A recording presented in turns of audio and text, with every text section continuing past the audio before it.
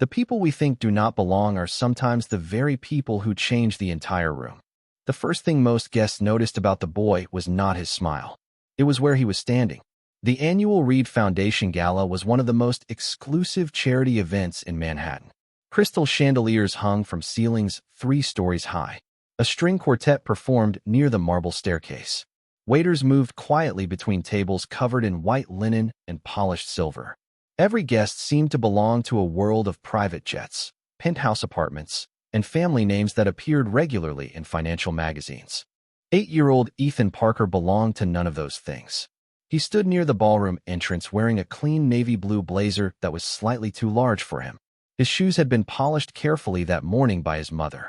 He held a small paper program from the event in both hands and studied it with genuine curiosity. To Ethan, the evening felt magical. To some of the guests, he looked out of place. Rachel Parker noticed the stares immediately. Years of working in luxury hotels had taught her how to recognize them. The quick glance, the silent judgment, the assumption that certain people belonged while others did not. She adjusted her serving tray and continued working. Beside her, Ethan smiled as he watched the musicians. "They are really good," he whispered. Rachel smiled back. "They are. Do they practice every day?"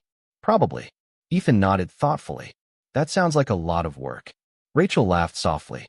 "Most good things take a lot of work." Across the ballroom, Jonathan Reed greeted donors and board members. As founder of the Reed Foundation and one of the city's most respected philanthropists, he had attended hundreds of events like this. Yet tonight something felt different. He could not explain why. Perhaps it was the unusual energy in the room. Perhaps it was simply intuition. Whatever it was, it made him pay closer attention than usual. Near the center of the ballroom stood Madison Clark. Elegant, confident, perfectly dressed in a silver designer gown. Guests gravitated toward her naturally. She carried herself with the certainty of someone who had spent years moving comfortably through rooms like this one. As Jonathan's fiancée, she understood how these events worked. Or at least she believed she did. Ethan slowly wandered a few feet away from his mother, stopping beside a display of historical photographs that celebrated the foundation's charitable projects. He studied each image carefully. A school built overseas. A children's hospital wing. Scholarship recipients smiling beside graduation certificates. He was so focused on the photographs that he never noticed Madison approaching. She stopped several feet away and looked at him. Then at Rachel. Then back at Ethan again. The expression on her face changed. Nearby conversations gradually slowed. People sensed tension before a single word had been spoken. Rachel looked up and immediately understood what was happening. She began walking toward her son. Calmly. Without panic. Without anger. Madison folded her arms. Her voice was not loud. Yet somehow every person nearby heard it clearly. "He does not belong here." The words landed like a sudden change in temperature. Ethan looked up, confused. Rachel stopped beside him and gently placed a hand on his shoulder. The ballroom seemed quieter now. Several guests lowered their eyes. Others looked away. Across the room, Jonathan Reed turned his head toward the gathering crowd. And standing beside his mother beneath the glow of crystal chandeliers, Ethan Parker waited silently, unaware that the sentence he had just heard was about to uncover a truth no one in the room expected. For a few seconds, nobody moved. The words lingered in the air long after Madison Clark had spoken them. Ethan Parker stood quietly beside the display of photographs, still holding the event program in both hands. His blue eyes shifted from Madison to his mother. He was old enough to understand that something unpleasant had happened, not old enough to understand why. "Mom," he asked softly. Rachel Parker immediately knelt beside him. Her expression remained calm. "It is okay, sweetheart." Ethan nodded, trusting her completely. Around them, several guests exchanged uncomfortable glances. Some stared at the floor. Others suddenly found their drinks very interesting. Nobody seemed eager to become involved. Rachel had seen moments like this before. Not at this scale. Not beneath crystal chandeliers surrounded by some of Manhattan's wealthiest families. But the feeling was familiar. People making assumptions. People deciding who belonged before learning a single fact. Yet she refused to let Ethan see her frustration. That mattered more than anything else. Madison remained standing where she was. "This is a private event," she said. "There are expectations." Rachel slowly rose to her feet. Her voice was quiet and respectful. "I understand." The simplicity of the response seemed to surprise Madison. Perhaps she had expected an argument. Perhaps she had expected embarrassment. Instead, Rachel simply placed a reassuring hand on her son's shoulder. Ethan looked up at his mother. Did I do something wrong? The question hit harder than anyone expected. Several guests visibly winced. Rachel smiled gently. No, are you sure? I am very sure. Ethan appeared relieved. Okay. Then he returned his attention to the photographs. The innocence of the moment made the tension feel even heavier. Across the ballroom, Jonathan Reed had begun walking toward the gathering crowd. He moved slowly, observing rather than intervening. Years of leading charitable organizations had taught him that important truths often revealed themselves when people believed nobody important was watching. As he approached, he noticed something unexpected. Ethan wore an old silver bracelet on his wrist. It looked simple, worn, out of place among the luxury watches and designer jewelry filling the room. Yet something about it felt strangely familiar. Jonathan frowned slightly. The feeling disappeared before he could identify it. Nearby, Madison crossed her arms. Events like this require professionalism. Rachel nodded politely. Of course. Children do not normally attend. Rachel glanced toward Ethan. I could not leave him alone. Again, there was no anger in her voice. No defensiveness. Just honesty. Madison seemed increasingly uncomfortable with Rachel's calmness. Some people expected conflict.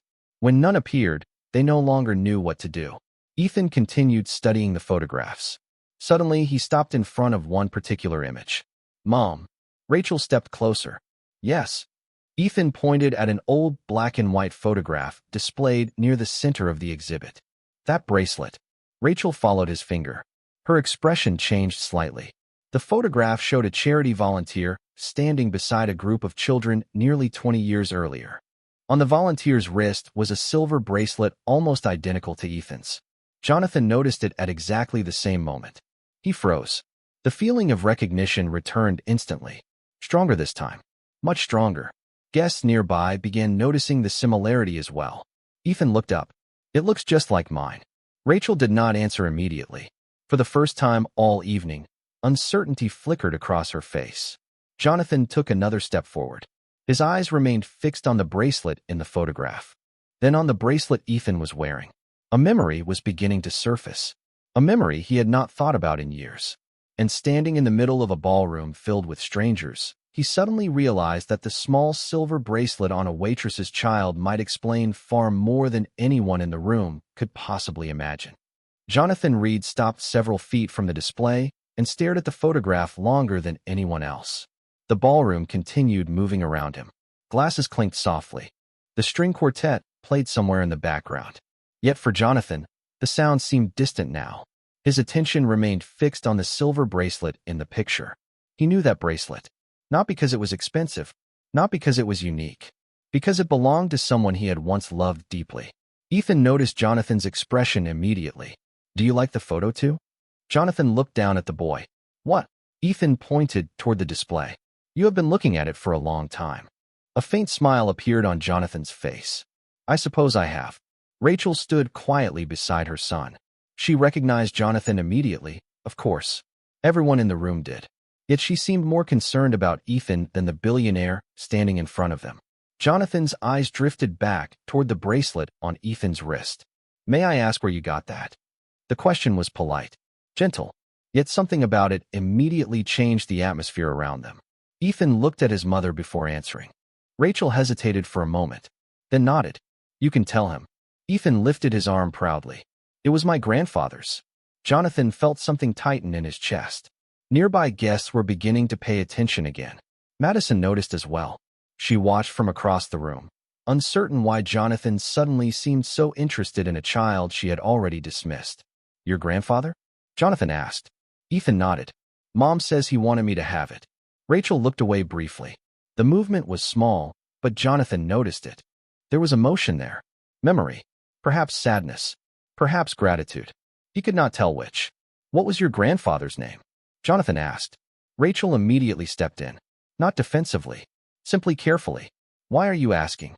Jonathan looked toward the photograph. Because I think I recognize that bracelet. Rachel followed his gaze. The room seemed quieter again. Even guests standing 20 feet away appeared to be listening. Ethan glanced between the adults, confused by the growing seriousness. Is something wrong?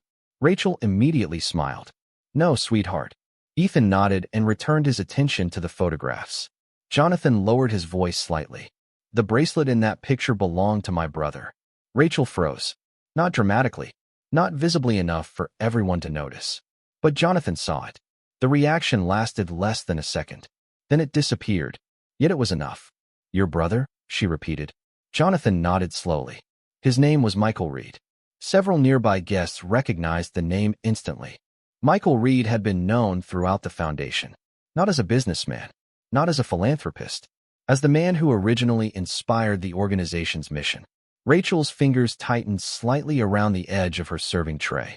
Jonathan noticed that too. You know the name? It was not a question. Rachel lowered her eyes. I have heard it before. The answer only deepened the mystery. Ethan looked up. Mom. Rachel immediately turned toward him. Yes. Can I get some lemonade? Her expression softened at once. Of course. Ethan smiled and wandered toward a nearby refreshment table under the watchful eyes of two event staff members. Jonathan waited until the boy was a safe distance away. Then he looked back at Rachel. How did your family get that bracelet? The question hung between them. Rachel seemed to weigh her answer carefully. Around them, the gala continued. Yet more and more guests had begun paying attention. Not because Jonathan Reed was speaking, because Rachel Parker was not. Finally, she took a slow breath. Then she looked directly at him. Because your brother gave it to me himself. And for the second time that evening, an entire section of the ballroom fell completely silent. Rachel's words seemed to stop time. Because your brother gave it to me himself. Jonathan Reed stared at her without speaking. Around them, conversations faded into whispers. Guests who had been preparing to move on now remained exactly where they were. Something important was unfolding, and everyone could feel it. Jonathan glanced toward the old photograph again, then back at the silver bracelet resting on Ethan's wrist. That is impossible, he said quietly. Rachel did not argue. She did not rush to explain. She simply stood there holding her serving tray, calm as ever. The silence between them felt heavier than any debate could have been. Ethan returned carrying a small glass of lemonade. Mom, look. He held it up proudly without spilling a drop. Rachel smiled immediately. That is very impressive. Ethan grinned and took a careful sip. The simple exchange softened the tension for a moment. Jonathan watched them both. There was something genuine about the relationship. Something impossible to fake. How old are you, Ethan? Jonathan asked. 8. Do you like school? Ethan nodded. Mostly. A few guests smiled. Jonathan found himself smiling too. Mostly. Ethan shrugged. Math is okay. Homework is not. Light laughter rippled through the nearby crowd. Even Rachel laughed softly. For the first time all evening, the atmosphere felt human again. Yet the question remained. Jonathan turned back toward Rachel. My brother passed away almost 12 years ago. Rachel nodded slowly. I know. Then tell me how you knew him. The room grew quiet again. Madison watched from a distance, increasingly uncomfortable. The attention she normally attracted had completely shifted elsewhere. More importantly, she no longer understood what was happening. Rachel lowered her eyes briefly as memories returned. 8 years ago, I was working 2 jobs. Jonathan listened carefully. My mother had become ill. Medical bills were piling up. I was behind on rent. She paused. Everything seemed to be falling apart. Ethan looked up at her. He had heard parts of the story before. Not all of it. Rachel smiled reassuringly at him before continuing. One rainy evening, I was leaving the hospital after visiting my mother. Jonathan remained silent. Rachel's voice stayed calm. A man stopped me outside. She glanced toward the photograph. Your brother. Jonathan felt his chest tighten. Michael Reed had always been known for helping people quietly. Without publicity. Without announcements. Without expecting anything in return. Rachel continued. I did not know who he was. Several guests leaned closer. He saw me sitting alone on a bench outside the hospital. Jonathan could picture it perfectly. Michael had often done things like that. He asked if I was okay. Rachel smiled faintly. I told him I was fine. A few people laughed softly. Jonathan did not. He knew exactly where the story was heading. And he did not believe you, Jonathan said. Rachel nodded. No, he did not. The memory seemed to warm her expression. He sat beside me for nearly an hour while it rained. Jonathan lowered his eyes. That sounded exactly like Michael. Before he left, He gave me his bracelet. Ethan touched the bracelet instinctively. Rachel looked at her son. He said whenever life felt impossible, I should remember that difficult seasons eventually pass. No one spoke.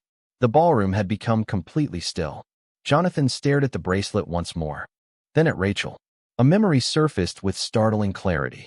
Michael had once told him about a young woman outside a hospital. At the time, Jonathan had forgotten the story. Now, standing beneath crystal chandeliers years later, he realized he was looking directly at her. And for the first time that evening, he began to understand that the child everyone had judged was connected to a chapter of his family's history that nobody had expected to find again. Jonathan Reed remained silent for several moments after Rachel finished speaking.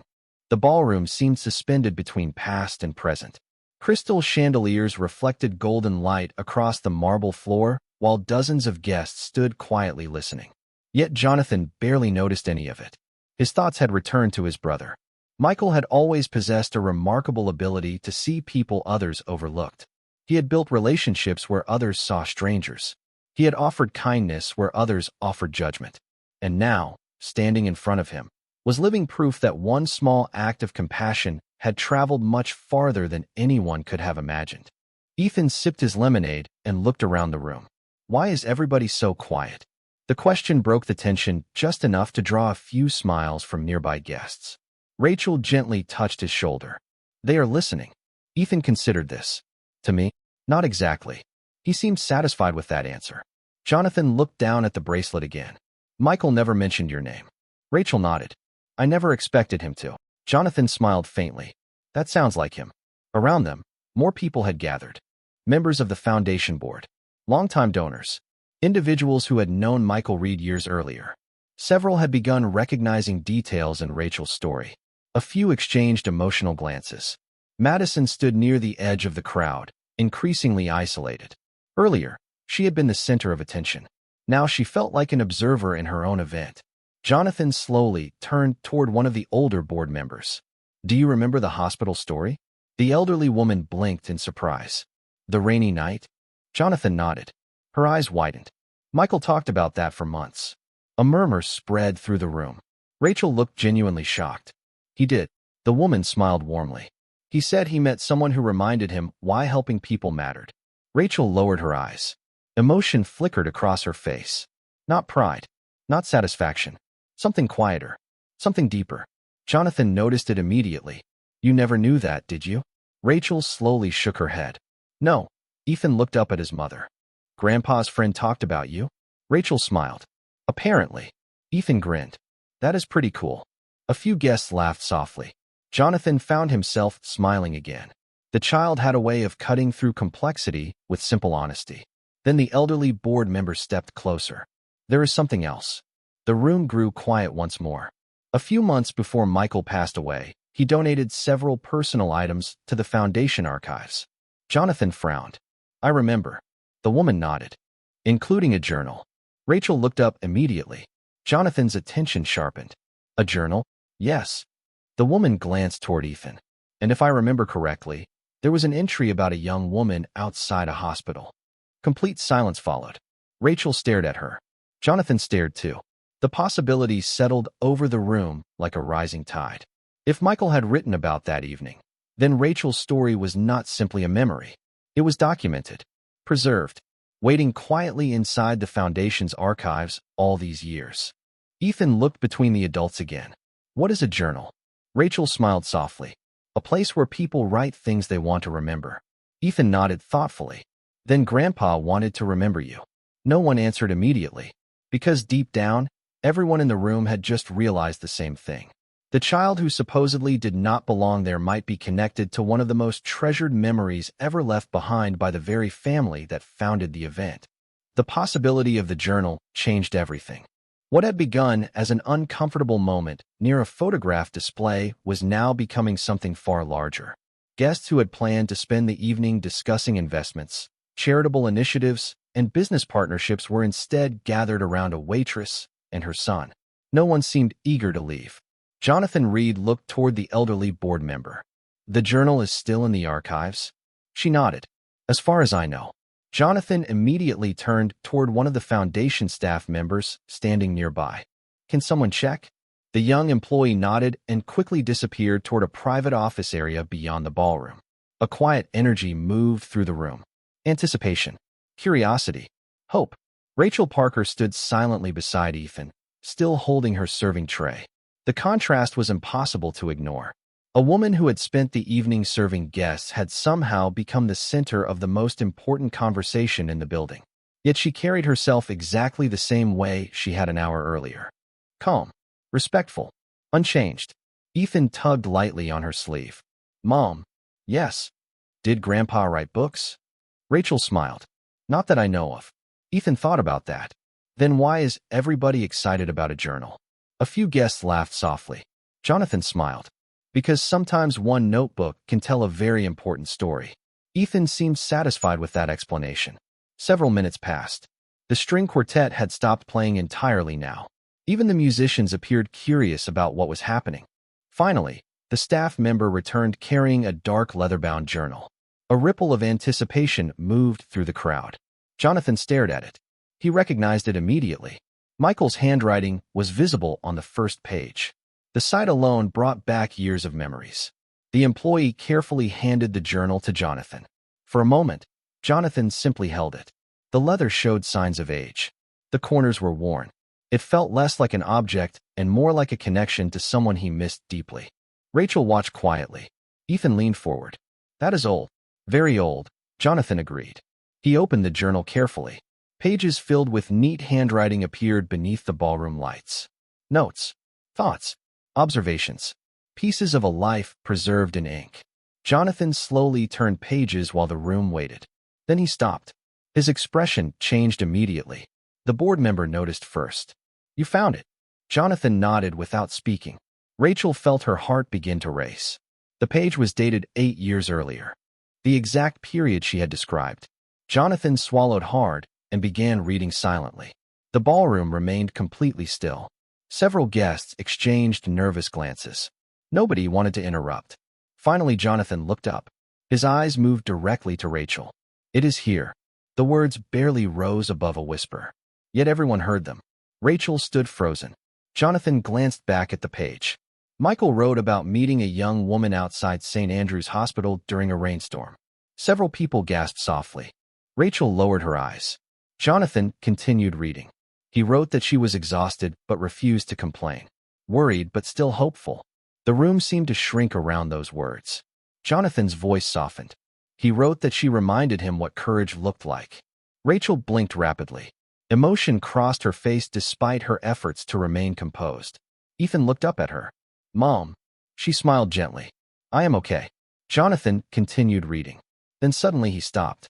His eyes fixed on a single sentence near the bottom of the page. Complete silence filled the ballroom. What is it?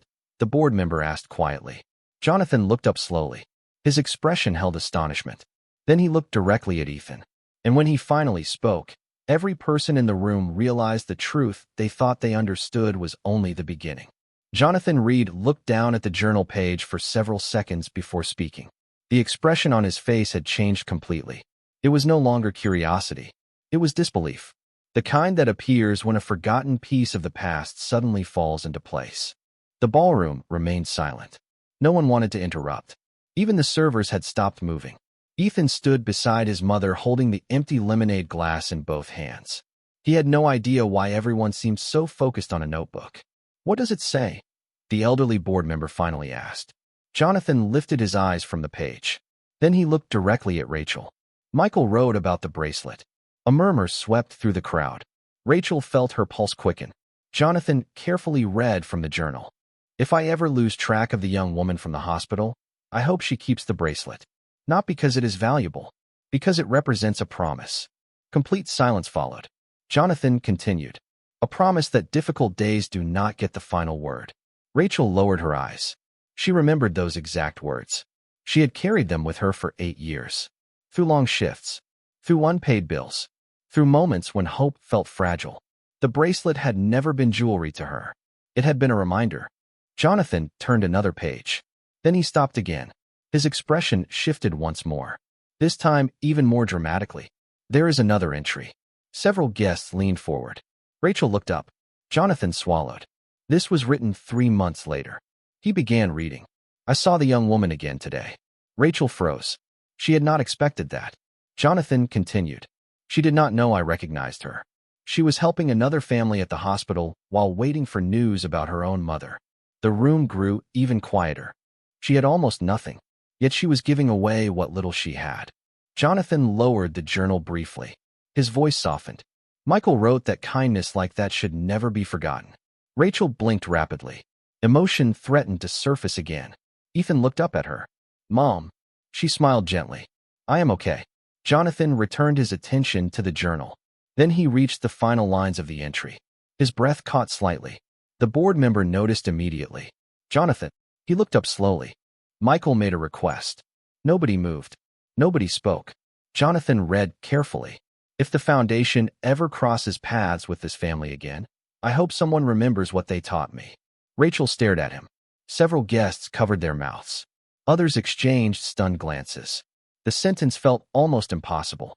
8 years earlier, Michael Reed had somehow anticipated a future moment no one could have imagined. Jonathan continued reading. Character reveals itself when nobody important is watching. His voice grew quieter. And some people belong in every room because of who they are, not because of what they own. The words settled over the ballroom like a wave. Rachel closed her eyes briefly.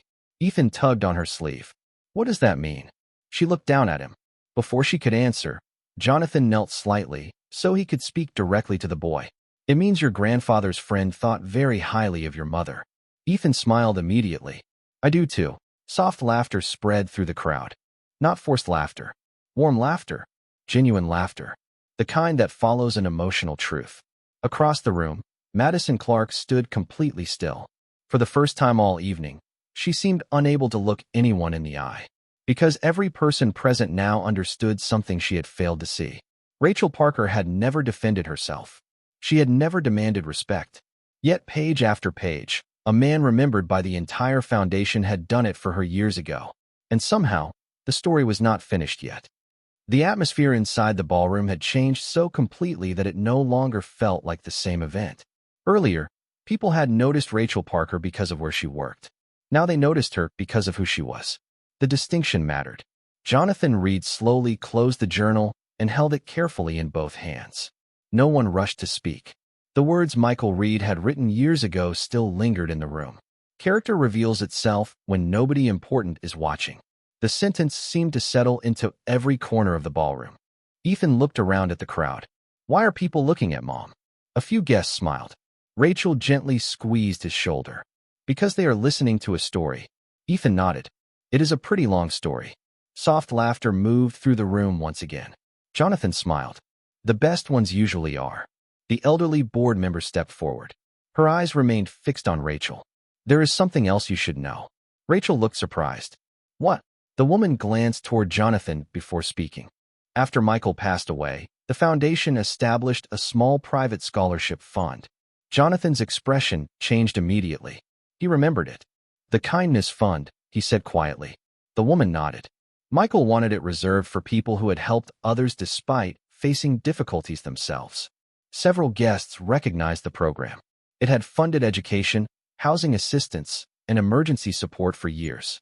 Yet few knew why it existed. Michael created it because of that hospital experience, the woman continued. Rachel blinked. What? The board member smiled warmly. You inspired it. Complete silence followed. Rachel simply stared at her. She seemed unable to process the statement. Jonathan opened the journal again and turned to one of the final pages. His eyes moved across the handwriting. Then he read aloud. If one person carrying a burden can still choose kindness, then kindness deserves investment. He paused. Michael wrote that the same week he met you. Several guests lowered their eyes. Others smiled softly. The truth was becoming larger than anyone expected. Rachel had not merely received help from Michael Reed. She had influenced him.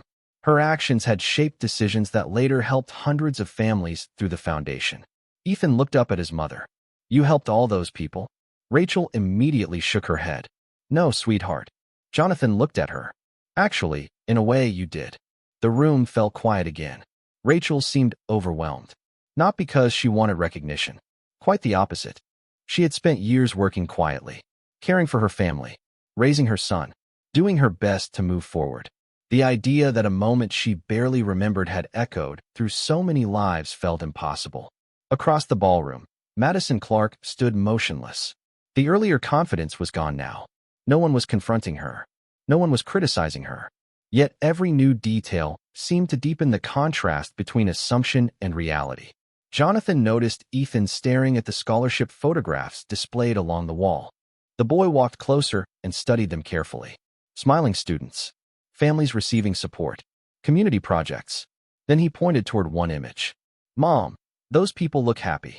Rachel followed his gaze. "They do." Ethan smiled. Maybe Grandpa's friend was right. Jonathan looked at him. "About what?" Ethan shrugged. "Helping people." A few guests quietly wiped away tears. The simplicity of the observation carried more weight than any speech could have. Jonathan looked around the ballroom. The event had begun as a celebration of generosity. Somehow, through a child, an old bracelet, and a forgotten journal, everyone had finally remembered what generosity actually looked like. And standing beneath the chandeliers, Rachel Parker still had no idea that one final truth was about to emerge, a truth that would change how the entire room viewed her son forever. The final truth arrived quietly. No dramatic announcement. No spotlight. No grand speech. That was fitting, because everything important about the evening had arrived the same way. Jonathan Reed stood beneath the chandeliers holding his brother's journal while the room waited. He looked at Rachel Parker, then at Ethan, then back at the final pages of Michael Reed's handwriting. A thoughtful expression crossed his face. "There is one last entry." The ballroom became completely silent. Rachel felt Ethan slip his hand into hers. She squeezed it gently. Jonathan opened the journal to the final page Michael had written before his passing. The paper had yellowed slightly with age. The handwriting remained steady, clear, certain. Jonathan began reading. "If I ever see that young woman again, I hope life has been kind to her." Rachel lowered her eyes. Jonathan continued.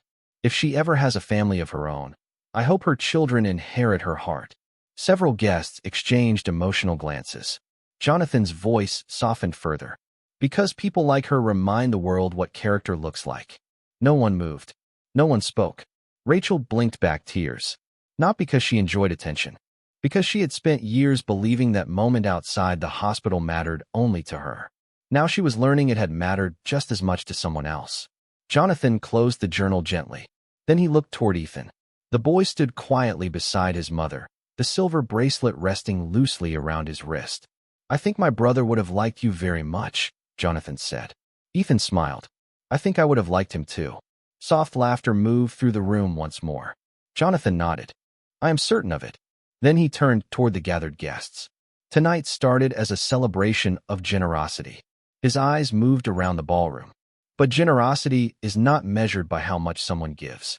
The room remained silent. It is measured by what they choose to do when nobody is watching. Several people lowered their eyes. Others nodded. The lesson felt impossible to ignore. Across the room, Madison Clark stood quietly. Earlier she had looked at a child and decided he did not belong. Now she watched an entire ballroom standing in respect of that same child and his mother. No one criticized her. No one embarrassed her. They did not need to. The truth had already spoken. Rachel looked down at Ethan. "Ready to go home?" He nodded immediately. "Can we get ice cream?" Rachel laughed softly. "It is almost bedtime." Ethan grinned. "That is not a no." Even Jonathan laughed. The tension that had filled the evening finally disappeared. Guests slowly stepped aside as Rachel and Ethan began walking toward the exit. Not because anyone asked them to. Because respect had replaced assumption. Halfway to the door, Ethan stopped and looked back at the photograph display. "Mom." "Yes." "Do I belong here?" Rachel knelt beside him. Her smile was warm. "Certain. You belong anywhere your character takes you." Ethan considered that carefully. Then he nodded. Together they continued toward the exit beneath the glow of crystal chandeliers. Jonathan watched them leave. So did the guests. And as the doors quietly closed behind them, everyone understood the same simple truth. Rachel never raised her voice. She never demanded respect. She never tried to prove anyone wrong. In the end, the truth did all of that for her. Because sometimes the people others underestimate are carrying the very lessons everyone else came to learn.